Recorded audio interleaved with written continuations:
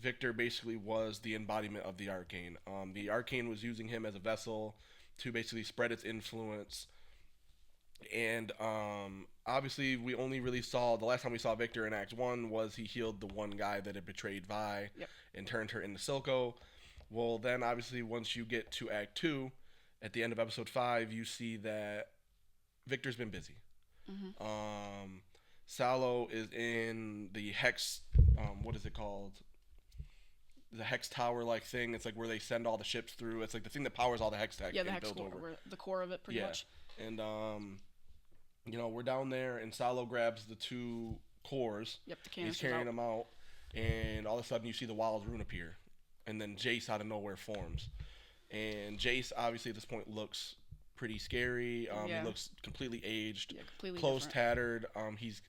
He's got the rune in his wrist, and his hammer's completely enveloped by the Arcane. Basically, it's not even. It doesn't even look similar to what he had at one Yeah, point. no, not at all. You get Salo, who notices immediately, and he basically said, "Hey, do you want to talk to Viktor?" And Viktor takes over Salo's mind Yep.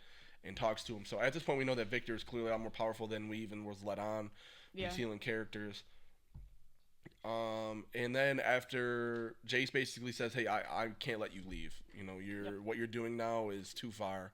Yeah. He literally asked Viktor, "I thought you were done with Hex Tech." Right. And so we don't know what happened to Jace, and that's not part of my thing, but I just do that is I feel like an important thing to bring up, as Jace does end up having a pretty important part in Viktor's story. Yeah.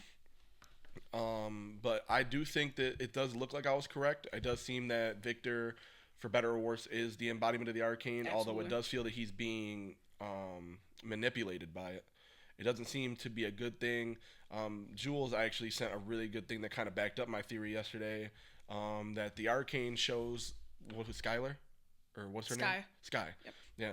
Shows that, the girl that cared for Viktor the most and the girl that he clearly had feelings towards back, that's who he sees when he's in the Arcane. Exactly. He sees Sky, but with no imperfections, perfect skin, no glasses. Mm-hmm. Her hair is always done nice. It's completely different from how we see her in the few yeah. times we do in season 1. Trying to show itself as beautiful, obviously, and we talked a little bit about how something evil will mask itself as something beautiful Yep. to trick its its prey Yeah, to or trick just it, trick any them of in. its people.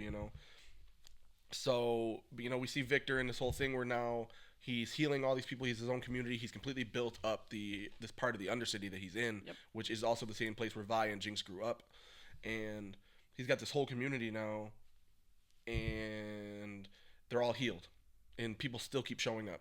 Yeah. He's healing people every day, but we also learn that he's losing his power. His power is not infinite. He's not a god. That was something I said, so I was a little off on that. He's definitely not a god. The Arcane has imbued its power in him, but it's not forever. And the more he uses his power, the more that it hurts, that it basically Exactly. drains his life force. Every system has its limits, Yep. as Sky says. And so they, I'm not going to try, I don't want to spoil nothing too much for people that haven't seen it, but long story short, they go there and he agrees, even though he knows it's going to weaken him to use his power. And so I think what's going to happen now, based off of what we see, basically at the end of it, Jace does turn on his lover, best friend, whatever you want to call them at this point. And, you get this big monologue from Viktor. And it's about, his final glorious evolution and about how humans, the things that make them good, the emotion, the rage, the anger, the love, for all that it does that is good for humans, it's also the reason that they're limited. Yeah. No matter what they do, they can't get rid of their humanity. Humanity's biggest weakness is their humanity. Exactly. We talked about it last night. It's a very well done monologue. I've told you plenty of times that to me Viktor is the best voice actor on the show. Absolutely. I think the way his voice works, I think it just fits his character the best. And I think what's gonna end up happening going into to Act 3 is I don't think he's gone. Yeah, no.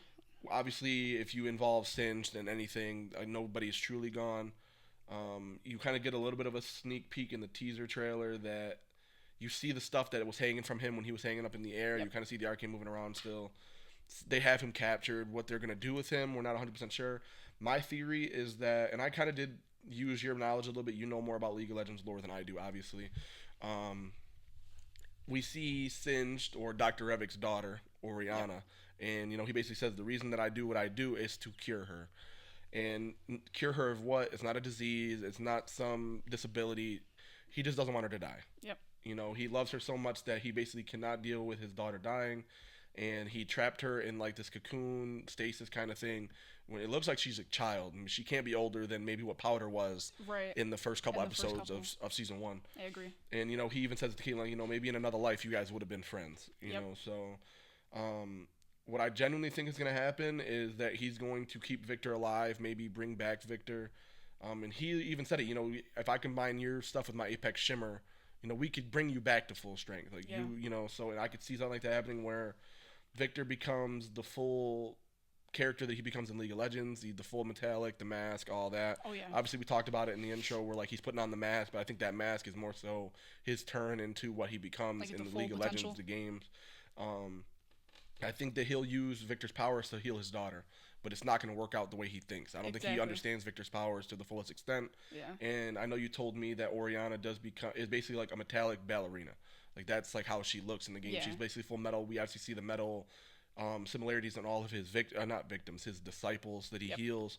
So maybe in healing her, he's so powerful at this point once he's revived and he hits his final evolution that basically by accident turns her into full metal. And it might not be something that Dr. Revik wants, but she won't ever die. So that's my main theory going into Act 3. I could see that because, like I said, the show is trying to set up other characters for after Arcane season 2 ends to talk about.